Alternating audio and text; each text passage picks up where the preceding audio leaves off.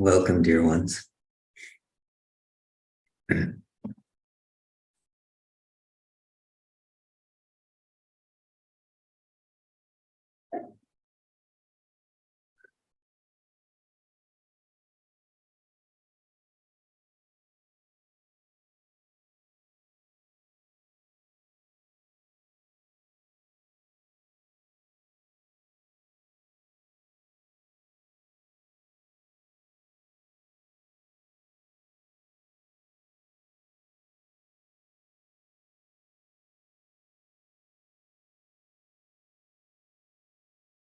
Awareness is here now. Through the recognition, I am, or the recognition, I am aware.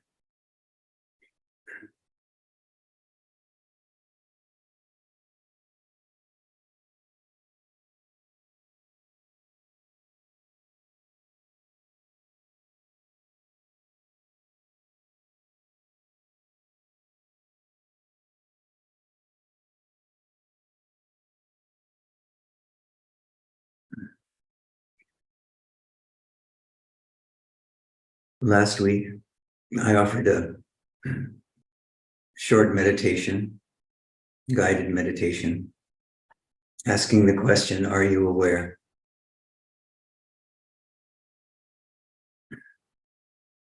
For those of you who maybe weren't there or didn't see it, it should be posted on both Still Mountain Facebook page and YouTube, if not already soon.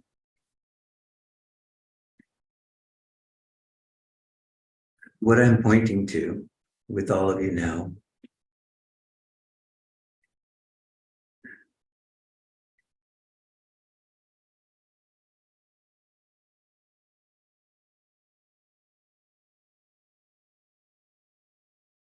is the empty space of awareness.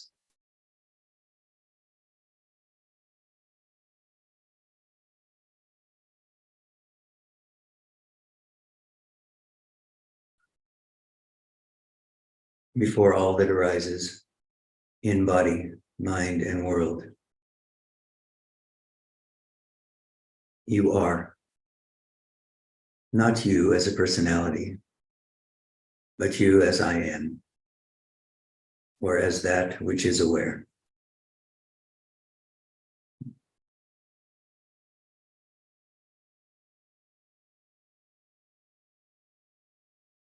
This space of pure or naked awareness is the space out of which everything you see, hear, taste, touch, think, smell, see comes.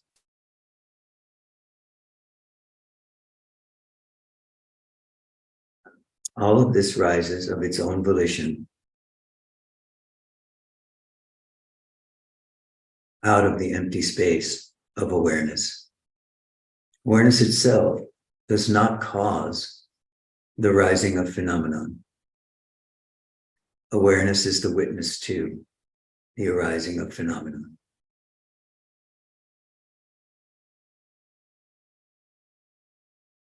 This past week, since this meditation,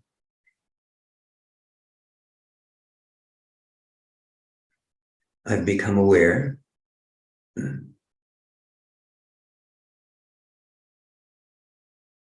how quickly some of you are still experiencing the snapping back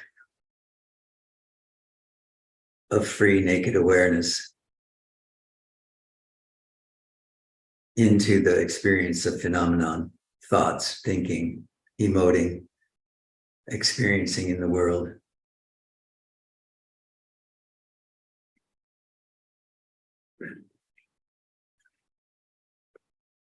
So today, I'm going to give you another way to reframe this.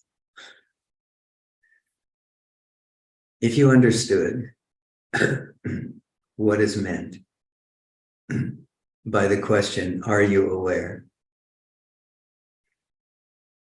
Which I know you are. Your answer, of course, is yes, I am aware. You know this. This is a momentary recognition of naked awareness. This snapping back I'm talking about today happens as soon as you look, as soon as you establish, yes, I am aware. There is an immediate turning back out of habit, right? Out of conditioning. You all know this. Back toward the world, back toward experience, whether the experience is in body, mind, or world. There's an immediate snapping back into the experience of conditioning. So today, I just want to clarify, offer you another way that when you ask yourself, which is what I recommended to people at the end of the meditation, was that throughout the week, throughout all experiences, waking, dreaming, and sleeping, past, present, and future, body, mind, and world, you ask yourself, am I aware? And when this answer yes comes,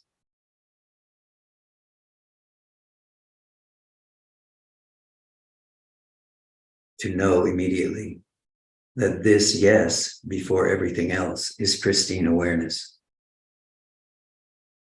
But I heard several times this week from people who tried this and had a momentary experience of, yes, I am aware. This awareness is here now. That it was lost immediately. So I gave it some thought.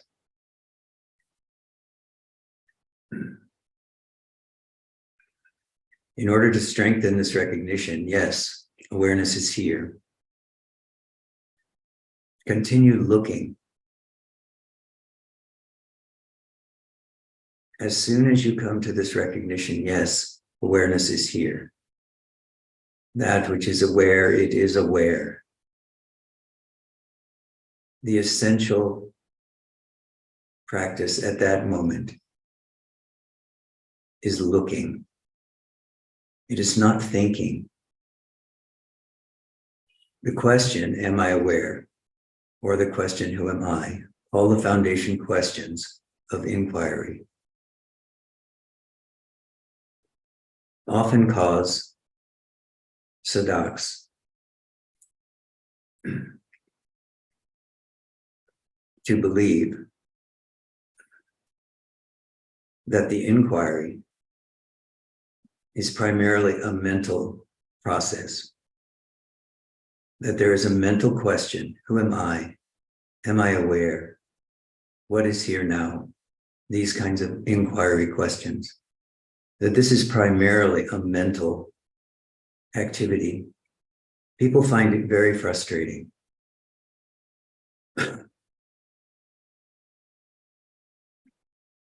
This is because the mind is basic and its nature, in its basic nature, as conditioning,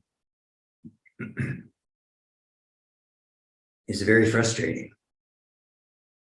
So the question becomes, how can we, as sadhaks, stabilize the mind in its inherent emptiness and its inherent cognizance, its inherent alertness, while remaining empty? How can this be stabilized?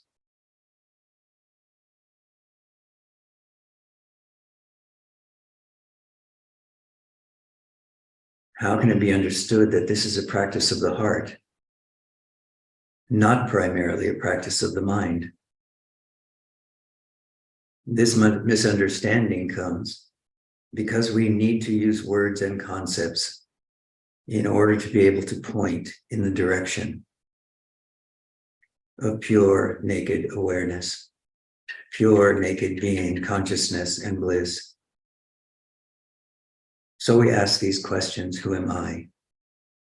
Am I aware? What is aware? But their foundation is not predominantly mental. So in order to escape that mental trap, I want to encourage you that when you ask yourself, when the remembrance comes, to ask yourself through any experience, through any moment, am I aware? And you hear the answer, yes, deep in your own being. This is not in your mind. You don't need to answer this question with your mind. Asking the question, who am I? What am I? And am I aware? Immediately turns the flow of being consciousness toward itself.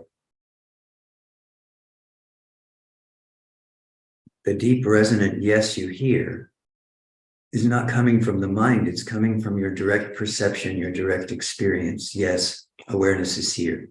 I know that I am aware. Awareness knows that it is aware. As soon as this recognition comes, the essential sadhana at that moment, if you will, is looking.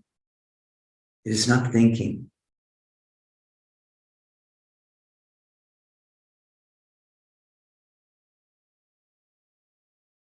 Looking where, you might say?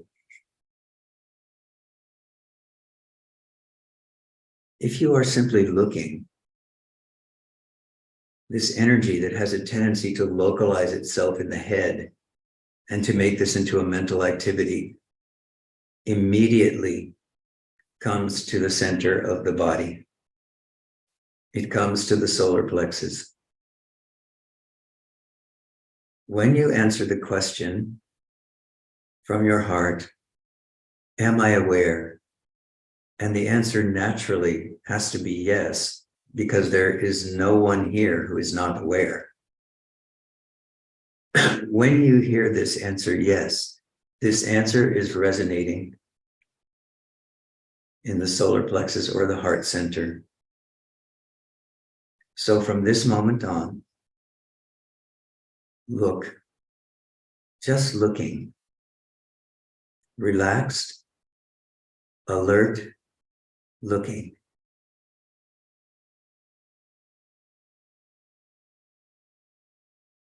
Relaxed, because if you put too much effort into this, the stress and the strain will eventually wear you out. The reason is this is a me that is doing something. You are not a me. You are being consciousness. Me is an illusion. So relax. Relax this sense of me-ness, my-ness.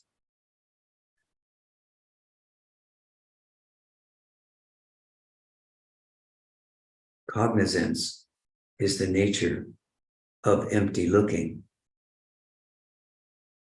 This results in this recognition. That which is aware is here now. That which is aware is aware. Not I am aware. That which is aware is aware. Awareness itself is aware, it is aware. This combination of relaxation, emptiness, and cognizance will result in success, and hopefully gives you a little bit more spaciousness in this moment of recognition before the mind snaps back into its conditioning. So I encourage you, every time that you remember throughout your day, throughout your experiences, to ask yourself, am I aware? And this resonance comes within your own being. Yes.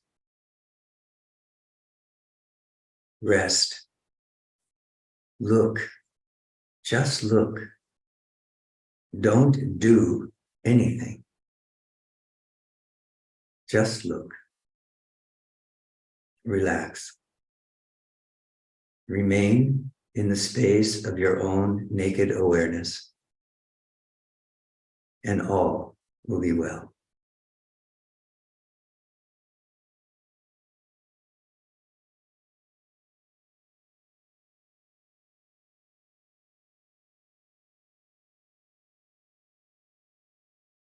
Anytime you find yourself caught in mind, in the thinking process,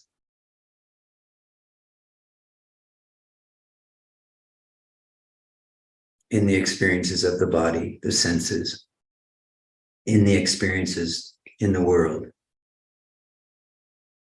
remember, you don't need to separate yourself from the experiences you're having, whether they are in body, mind, or world. You simply need to remember, I am aware.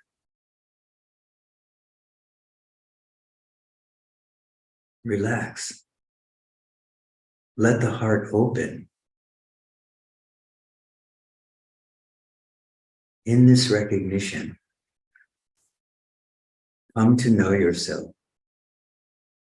not as me and mine, but as naked awareness, being, consciousness, and bliss.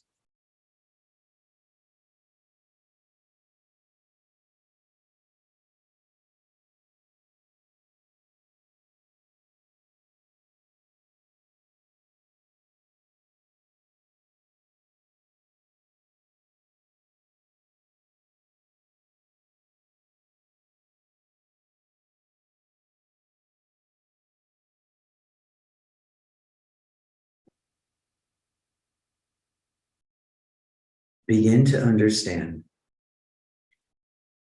that all of the experiences that come to you, whether in mind, through thinking, memory, projecting for the future, etc., body in terms of sense experience, or world, all of this has as its essential nature a basic equality, meaning no matter which side of duality you are experiencing, pleasant or unpleasant, happy or sad, light or dark, no matter what you are experiencing on either side of the duality, you are not that.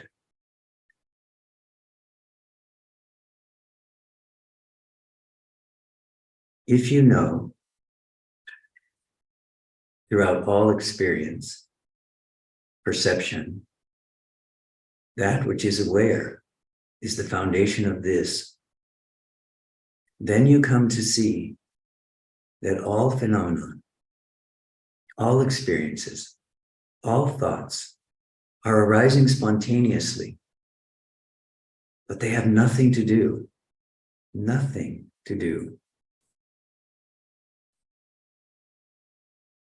with the awareness itself, which is the foundation of all of these experiences. This points us directly to the recognition that all experiences, while seeming real at the moment, all thoughts are momentary. They have a momentary reality.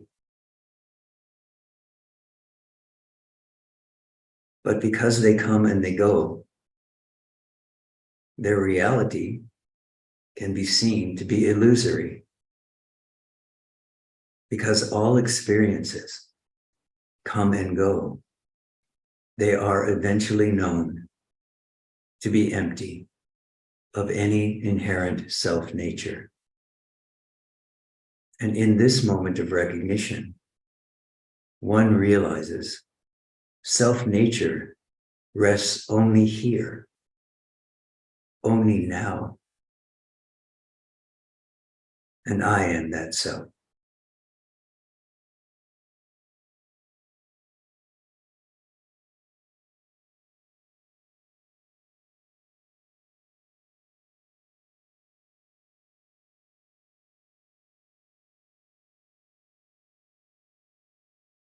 Of course, this I of I am the self is this recognition of pure, naked awareness, being, consciousness, and bliss. It is not the I, the small I of the ego.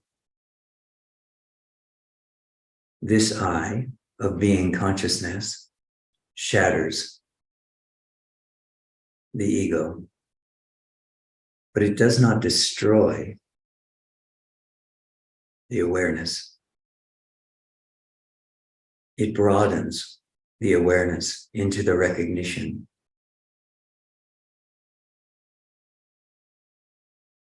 that all I am ever seeing is the I of being consciousness. All of this is that. There is no duality. There never was. You are the self.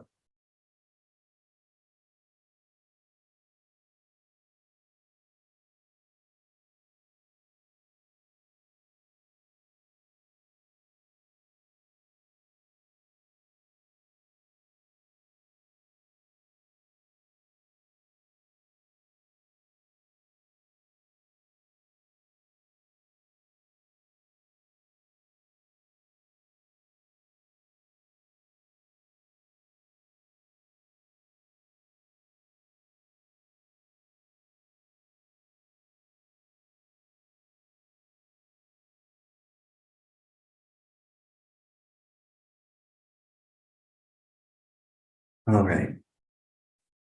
Questions, comments, experiences of the self.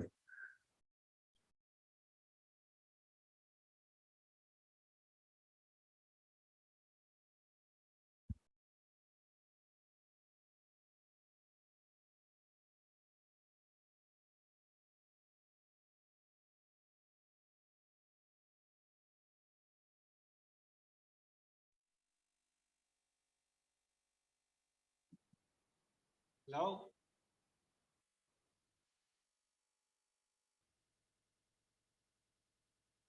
Can you hear me? Can you come a little closer to your microphone? I Yeah. can't quite hear you. Now? Yeah, that's better. Thank you. It's because my computer doesn't work, so I have to use my cell phone. Today I hear It's words okay. from Ramana. Can you hear me? Yes. Yeah. Today I hear a word from Ramana Maharshi that blown in one way, blown my mind, because he said that Good. nothing exists. He said like he said that nothing exists, doesn't have any need. The self is perfect and doesn't have any need. And the creation, when you create, is because you have the need of creation, of create something. But the self doesn't have any need, so he didn't create anything, so nothing exists. I don't know. Can you understand me? I don't know if I'm clear. So Yes. No, I think I understand. You can tell me if I get it. If I don't get it right, you can correct me. yeah. So if you can say something to clarify, because it's very awesome, or it's like a radical view that anything exists. So sorry, nothing exists because the self is perfect. So don't need to create anything. So anything is created. There is no creation. So nothing exists. So it's very awesome for me. It's a radical position, but I think I like this position. I can understand with my mind, so I have to understand with my heart. So if you can say something about this to clarify, I will thank you a lot. Thank you. So when the Yanni says, nothing exists,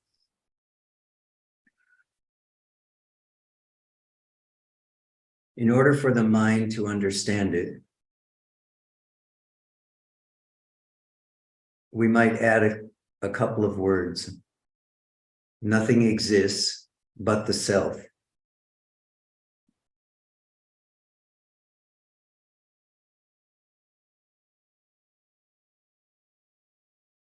One way of understanding this is to recognize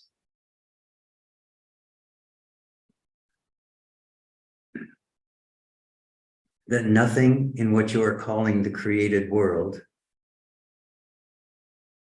exists without the awareness which provides the light that enables the seeing of the object. Yes?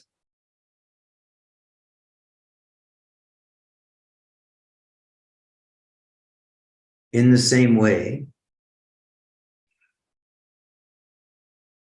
that when you go to sleep at night, you go into deep sleep, the perception of the mind closes. The sense doors close.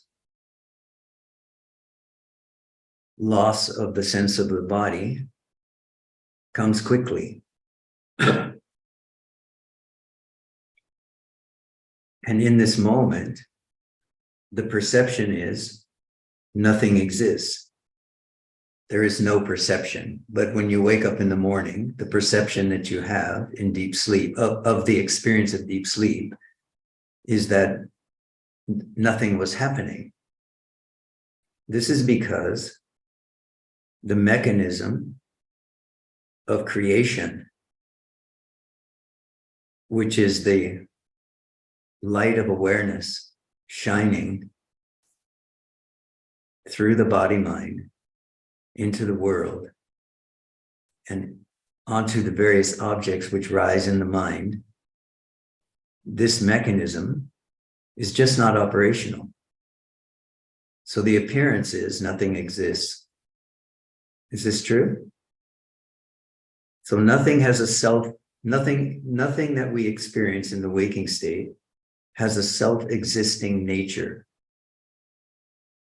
Everything exists only because you are aware of it. And it has whatever value this conditioned mind gives or doesn't give it. It doesn't exist on its own. Much of what comes into your experience in the waking state, you don't even notice. It just is there around you. You don't value it. It's not important. It doesn't interest you in any way.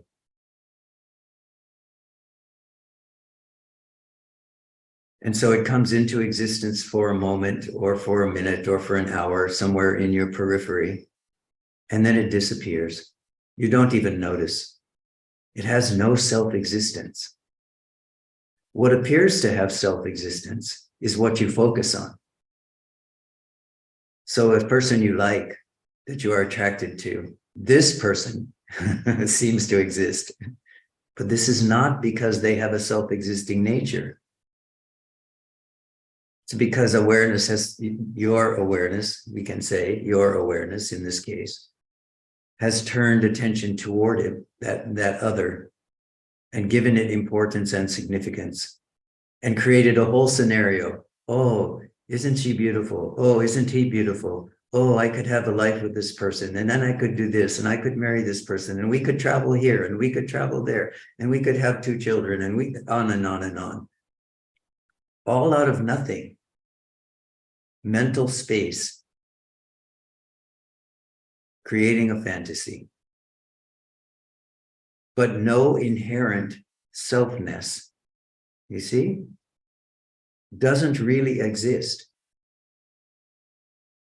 And even your fondest desire, when it is manifest in front of you, disappears when you close your eyes at night. No manifest existence of its own. It is there because you have the light of awareness to shine on it.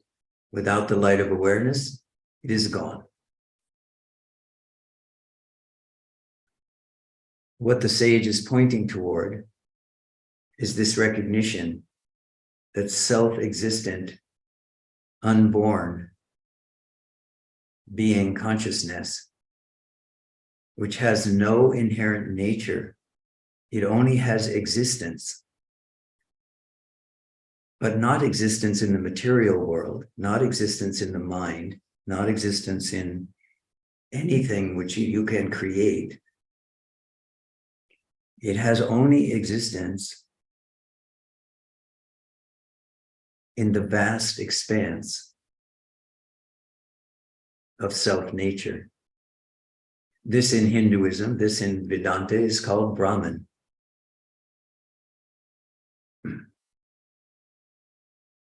In other spiritual traditions, it's called other things, can be called God, but not in the Christian sense of the Father in heaven, but in the sense of the totality of all that is. This being consciousness has no desire, it has no attributes. It simply is.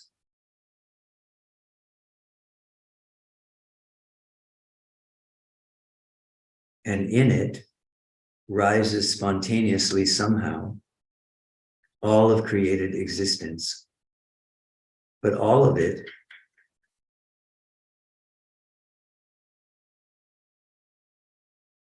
is only light and shadow, does not exist separately from being consciousness, or you can say separately from the awareness of it.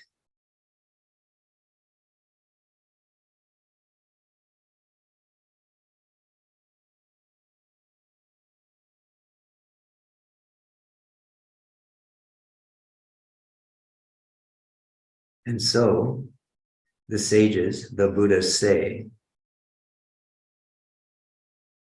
nothing exists.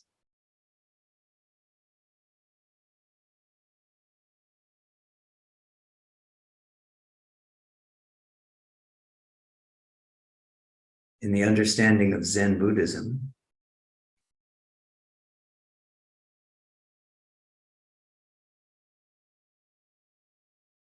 it's not said that nothing exists in such a total way as Bhagavan said, nothing exists. But it is said very clearly that things only have a momentary existence. Meaning, as soon as the light of being consciousness shines on an object, there is some appearance of momentary existence.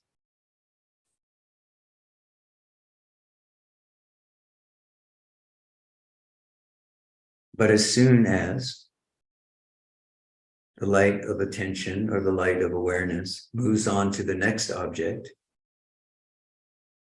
that previous object is now unreal.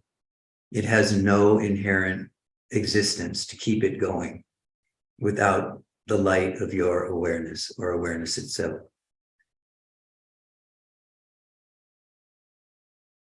So this is the philosophy behind it. This is the understanding behind it. Okay, I think that I understand this philosophy with my mind, but in order to understand this philosophy with my heart, I have to practice more the self-investigation, and the more I practice, the more I understand with this philosophy with my heart, and I think. So that may seem helpful at the moment, and but understand that there's a limit to it, because you are trying to use the mind to wrap its arm. You're trying to entice the mind to wrap its arms around something which it cannot wrap itself around. So if you wish to do it in a more direct way, keep quiet.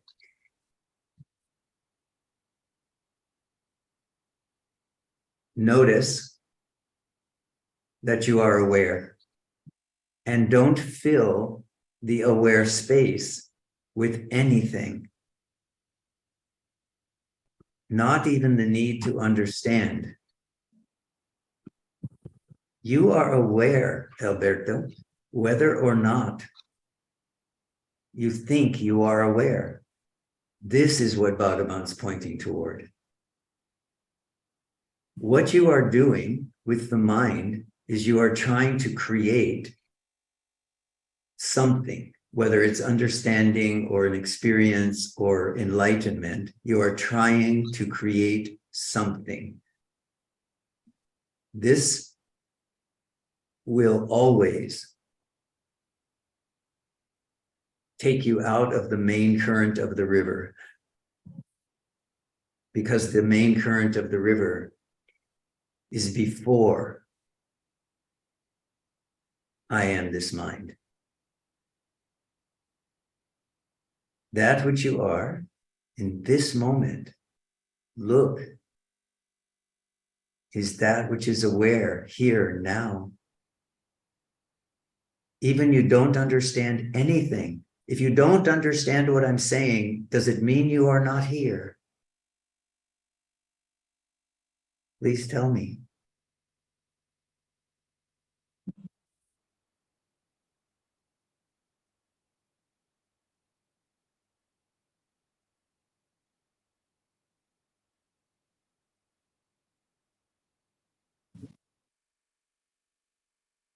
This is not you which is here. This is awareness which is here. This awareness doesn't need to understand a thing. It's better off if it understands less rather than more.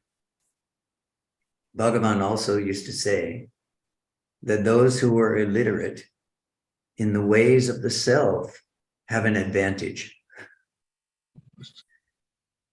Because this mind, which creates worlds and levels and practices and whatever, is not so dominant in an illiterate person. One of the great gurus that I met here, Nanagaru, many years ago, he passed away a few years ago. He, for a few years after his realization, recognition, when many people were coming to him, he struggled to explain the things I'm trying to explain now to Western minds. And after a few years, he simply stopped talking to Western people. And he stopped speaking in English. And everyone was like, "What are you doing, Nana?" And he said, "I am not speaking to Western minds anymore. You are too much minded, you have too many concepts, and everything I say you turn into a concept. I'm telling you, you are the self.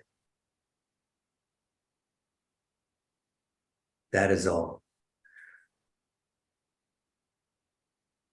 And to his Hindu devotees, he taught the usual Bhagavad Gita. These are the Puranas. This is what Shiva said. This is what the Vedas say here. This is what the Vedas say there. Because they would keep their minds focused on this essential truths of the ancient teachings. But Westerners he felt they could not. And everything he said was just proliferation of concepts. So he finally stopped talking to us. And it was the most beautiful thing ever, because then his heart opened. This compassion for his Western devotees and students just opened. And in his presence, there was nothing but presence. And there was no space for concepts. So this is what I'm saying for you as well. Remember, all of you, that concepts are so limited, and they are much more limited than your very own presence. But to come to understand who you are and what is meant by this presence, you must accept the empty, aware nature of that which is here now, before your concepts.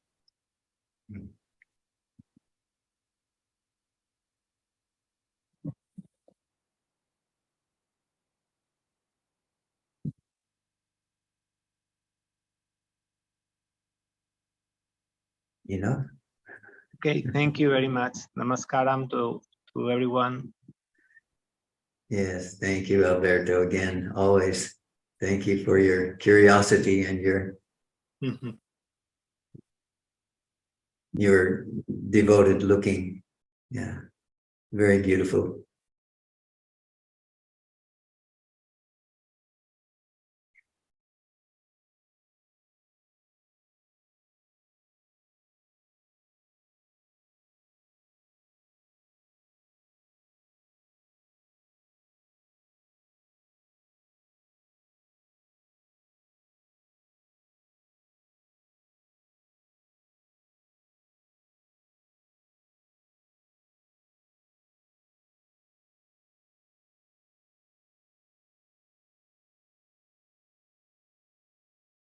Please notice right now, all of you, that without a single thought present,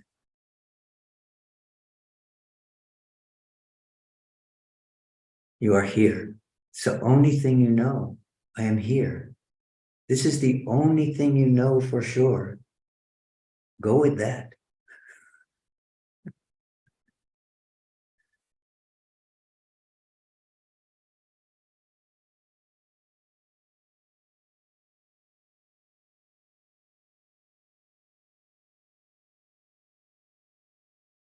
Everything else in the perception of body, mind, and world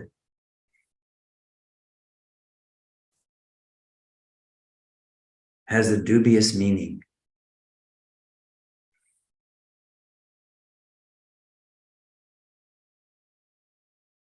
The only certainty there is for one sadhak determined to continue with sadhana is I am here, or I am. This is what you know. Since this is what you are very certain about and everything else is doubtful,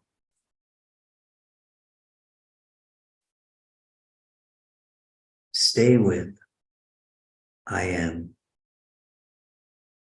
or I am aware.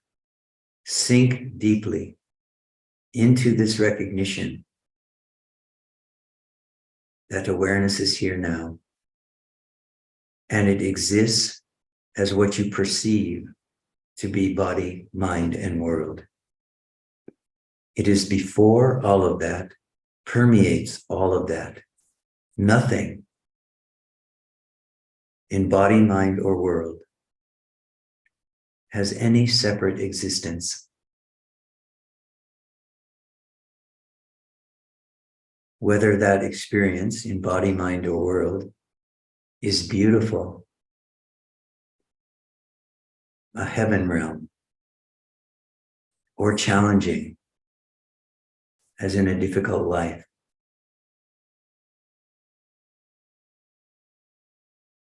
Still, the one thing which you know and which is constant is I exist.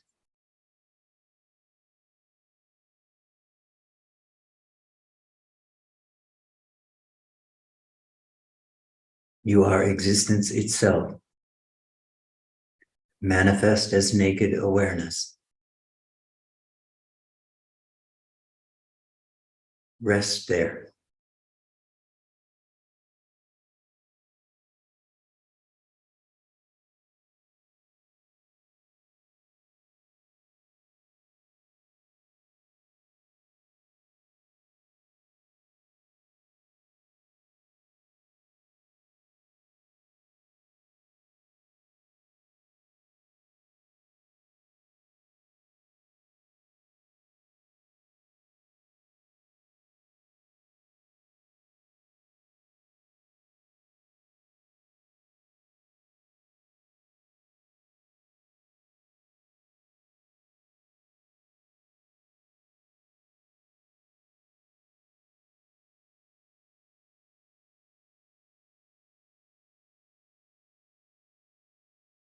Just as a practice point for those of you who are resting there as awareness itself,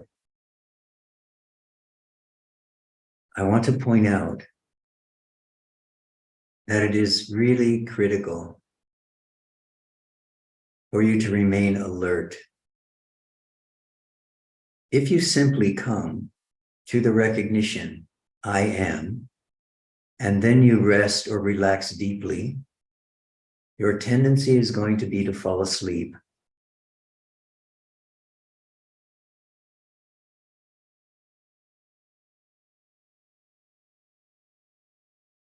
So you are always walking in the way of sadhana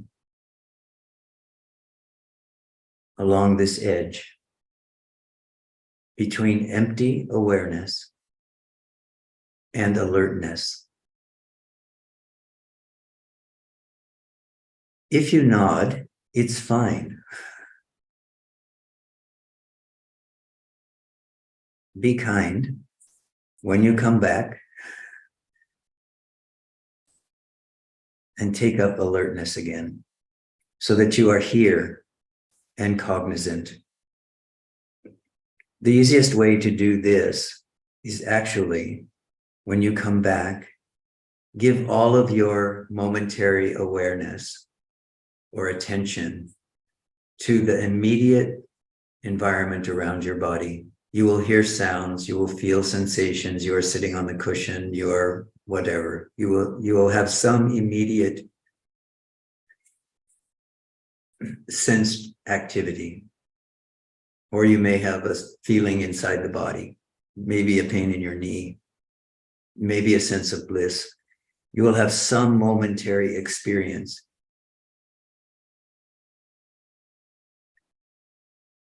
As soon as attention is on that experience, redirect it back through the question, who or what is aware of this?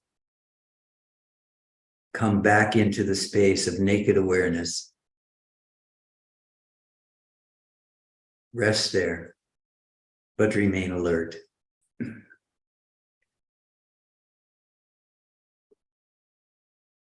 This creates for us, if you will, we can use the word creation in this sense. This creates for us or reinforces the habit of remaining here, now, through whatever happens in body, mind, or world. Remaining here now with an open, inherently compassionate and loving heart. You don't need to cultivate compassion. You don't need to cultivate the loving heart. You simply need to be here. In your nature as being consciousness, there is natural compassion. There is natural loving kindness. It is there in you. Just open, and all is well.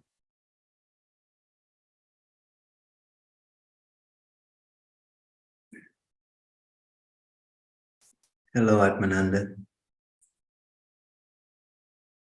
Hari Om.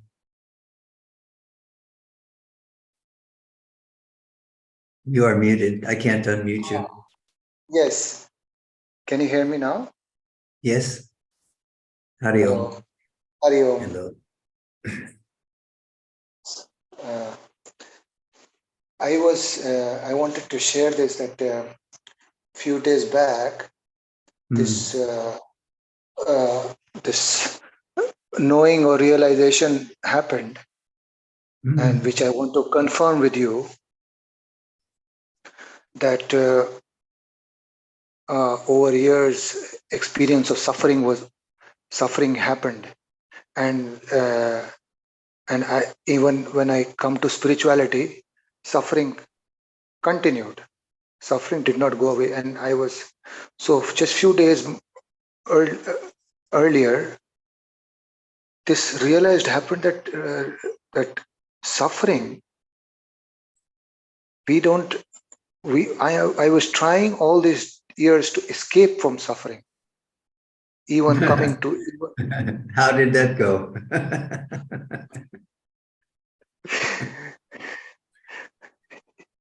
even the spirituality was a way to escape suffering. Yes, yes. This is why we turn to spirituality, actually, in many cases, right? In almost all cases, is because we are experiencing some level of suffering or some level of discontent at the very least. Yes. And along with this realization happened that suffering is also part of this dance. To have this comes acceptance in my heart that the way happiness comes, suffering also comes. So accepting it as a very natural phenomena of life. Yes, beautiful, very good. So when this acceptance happened in my heart, it just like lifted a big weight from my head, like as if I was in a war with suffering all my life, that I didn't want suffering. Why is suffering there? Even after coming in spirituality, so many years practice, how come suffering is still coming? Yeah. But the moment this realization happened that suffering is very much a part of this dance, I could breathe again and I could just accept it, that yes, when suffering comes, I can just be with it, be witness of it. But before there was a deep resistance towards suffering, which I did because of non-acceptance. Yes.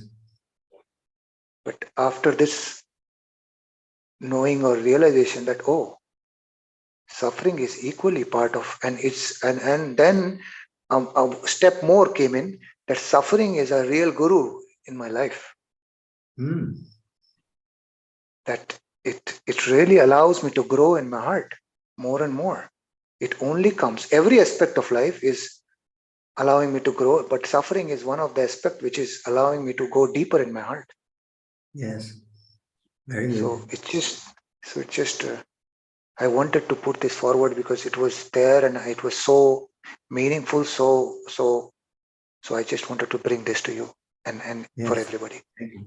Thank you. Thank you. Thank you. Thank you.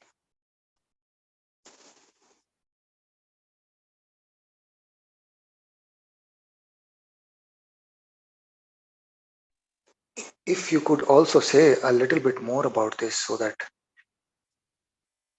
just to hear from you, I would. Yes. Yeah. Yes. Yes.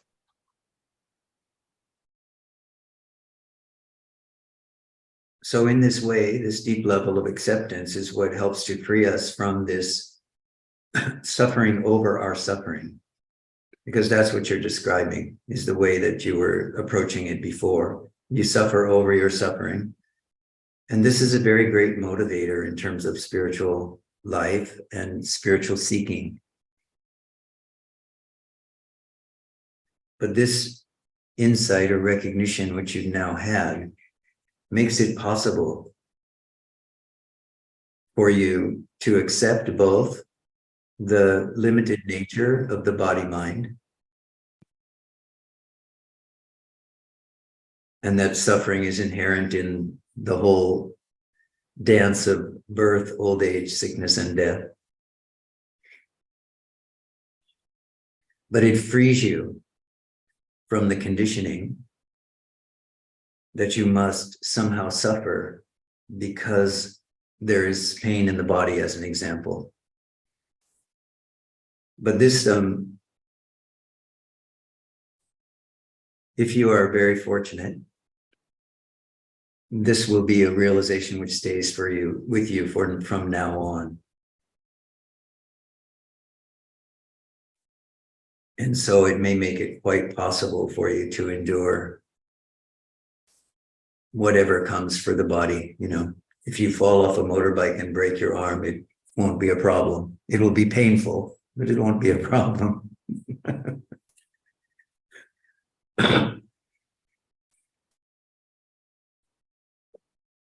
But you may need to remind yourself from time to time that you don't need to suffer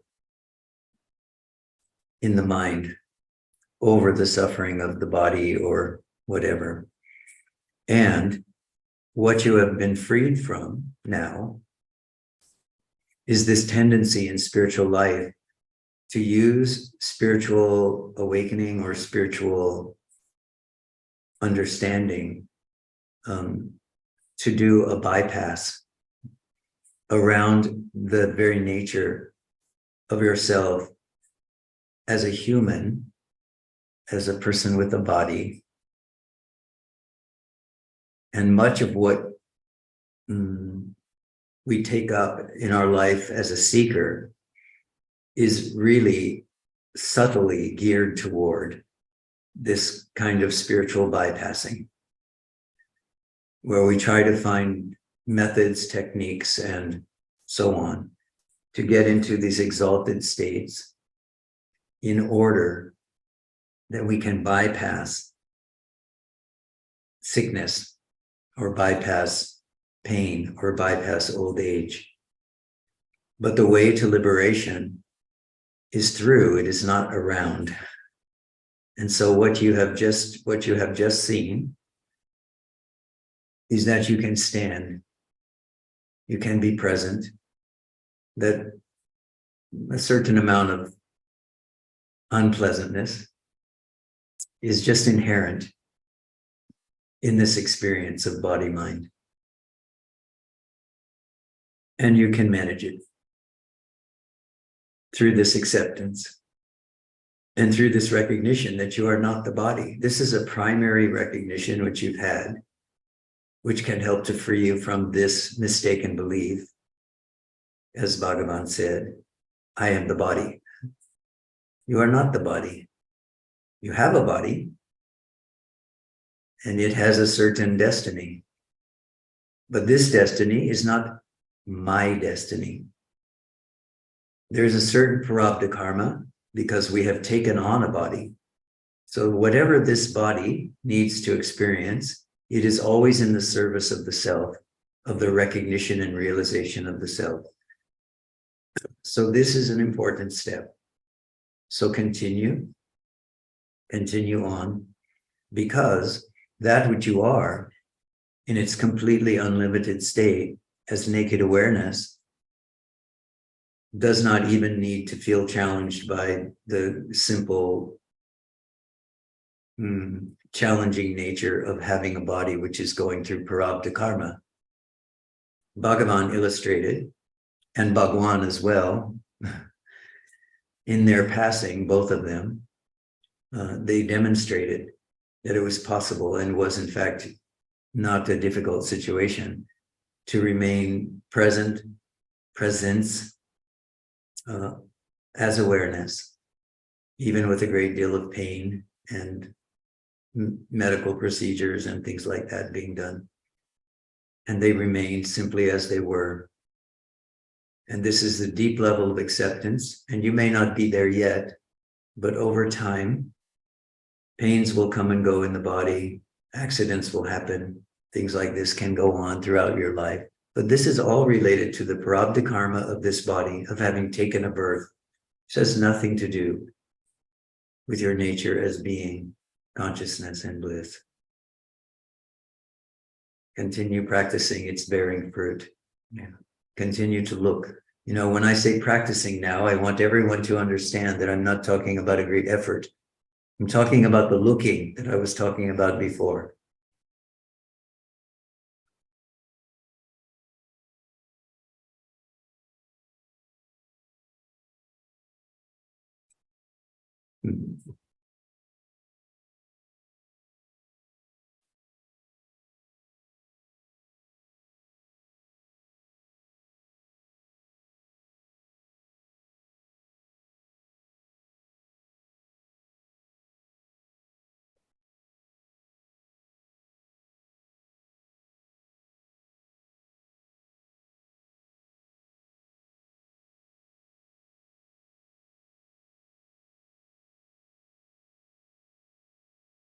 The gateway to these kinds of insights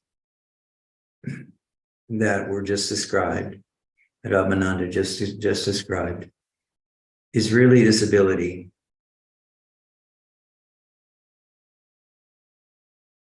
to look without reactivity at what is arising, to open your heart to whatever experience is here in body, mind, and world, and also in the silent meditation of your own heart. You are being guided by your intention, if you will, to realize that you are already awake. Whatever you need in order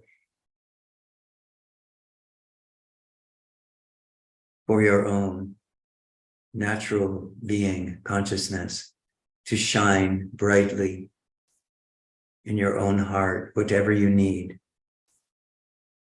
is coming for you.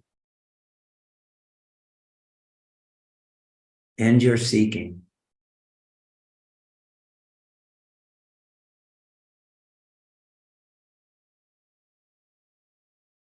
Notice. Awareness is here.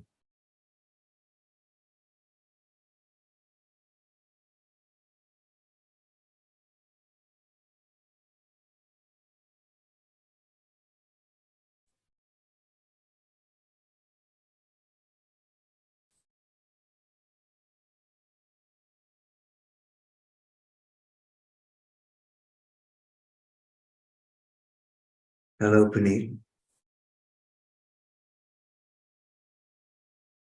You have to unmute yourself.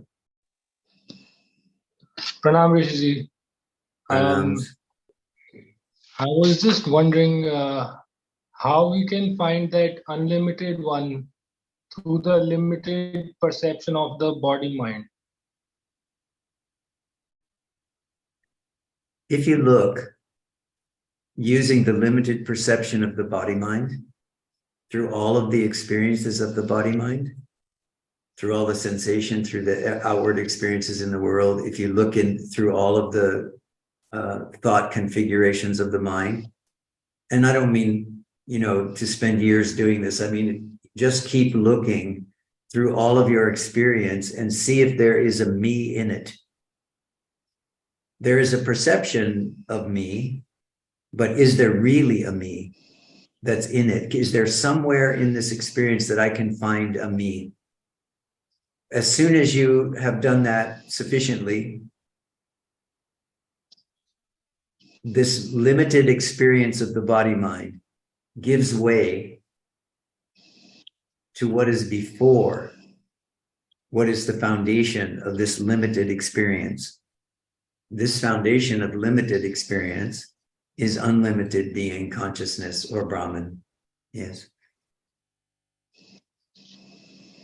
If we do this, it's not to spend a lot of time rummaging around in our own minds or rummaging around in our bodies, in the sense experiences. It's simply to go and verify relatively quickly and as often as we need to, that this felt sense of me-ness, this is my body, my thoughts, my experience, that this is based on a falsehood.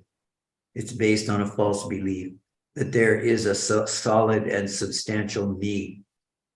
And as soon as we are able to see that this me does not exist, then we begin to fall deeply into the heart of unlimited, unborn being, consciousness. And for some, this happens quickly. Boom, we fall right straight in. That's it. We are gone. And for others, this takes some, we have to revisit this sometime, many times. So we just keep going in this way. The main thing is to understand that if you look for this experience of me-ness, you cannot find it. You can find sensation in the body. You can have pain in the body. You can have difficult thoughts. You can have depression. All these things can be there, right? You can have pleasure in the body. You can have pleasant tastes and pleasant smells, and so you can have both sides of that duality in the body. But if you look into the pleasure, you find no me. It's just a sense experience. If you look into the discomfort and the displeasure that you're having at this moment, or unpleasantness that you're having in this moment, you see that it's just a thought construct. It's just something that the mind is perceiving to be unpleasant. And so as soon as this recognition comes, then you can truly ask the question, well, then who am I? If I am not this body, I am not this mind, I am not these emotions, I am not this depression, I am not this fear, I am not this pleasure, I am not this pain. Going back to Atmananda's pointing, I am not this pain. So who am I? Then you are at the foundation, or of inquiry, and then this becomes the pathway into the unlimited, the unborn. Thank you, Rishiji. Happy Guru Purnima. Thank you. Keep on Guru Rishiji.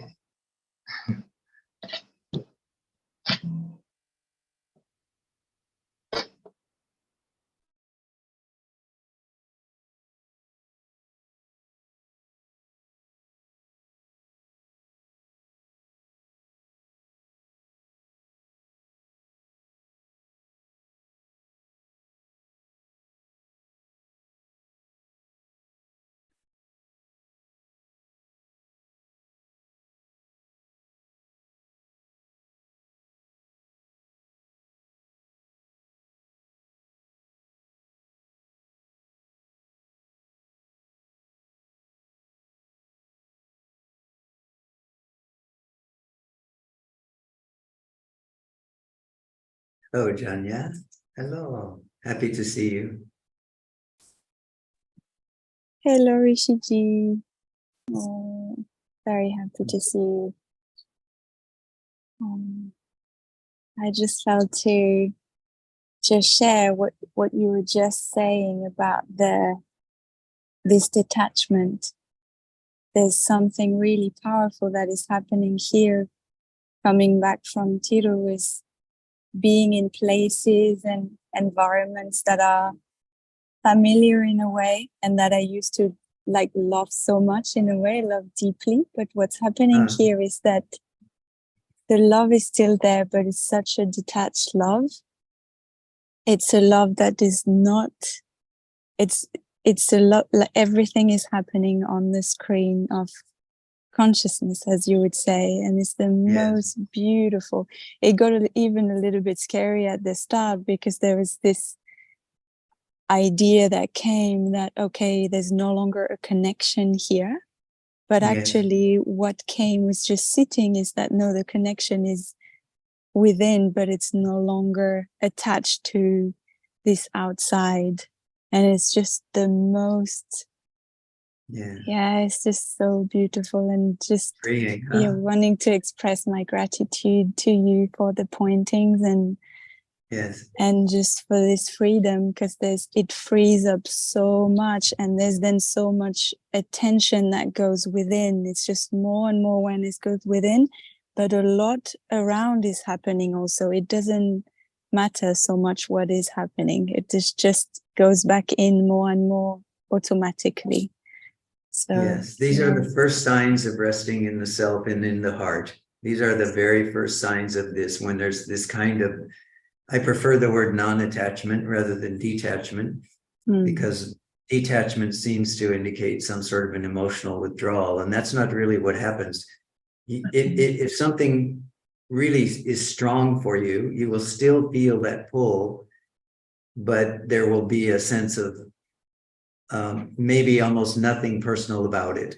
It's like more, it's a sense of non-attachment which comes. And this is very beautiful. Yes, and this is the opening to liberation, because then it becomes possible for you to be presence everywhere that you are, and those around you feel your love, your compassion, your presence. And this presence is not limited or masked by the personality. So very beautiful. Thank you for sharing. Yeah. And it also brings a lot of quietness, because there's not even a need to explain myself anymore, to share much, because it's just inside. So, beautiful. Thank you. Yes. So welcome.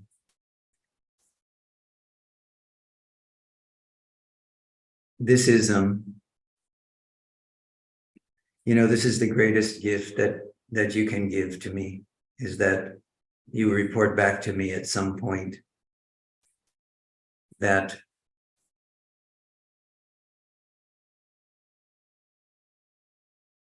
you have seen where the pointers are going, and you have been willing to go there.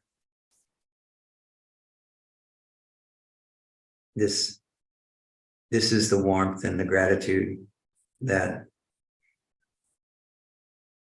keeps me coming back over and over to you.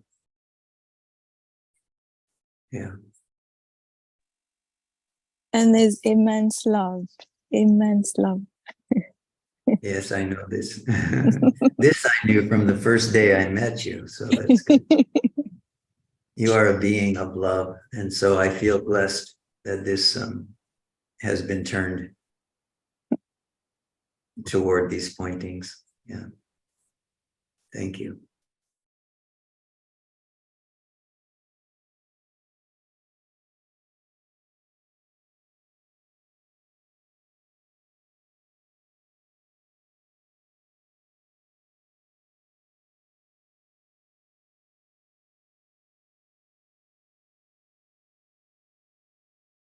So I invite you all on this day to look within.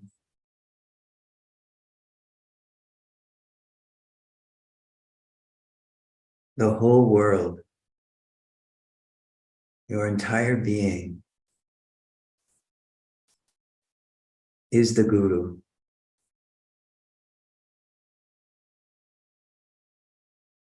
Everything is pointing you to the heart.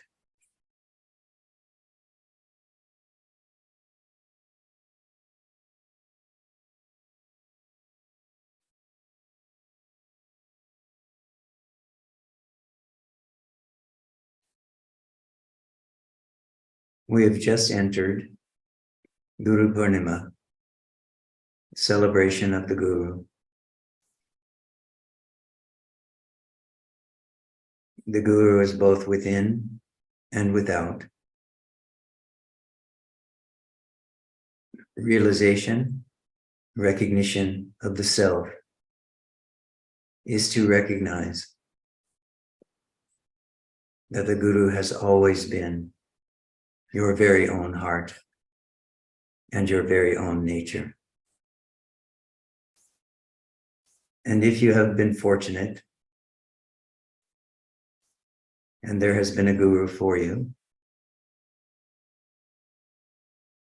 remember, she was only pointing the way.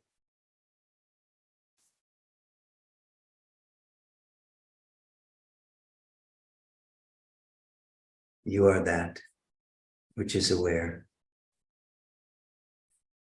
You are the heart of being, consciousness, and bliss. Nothing in your experience can change that.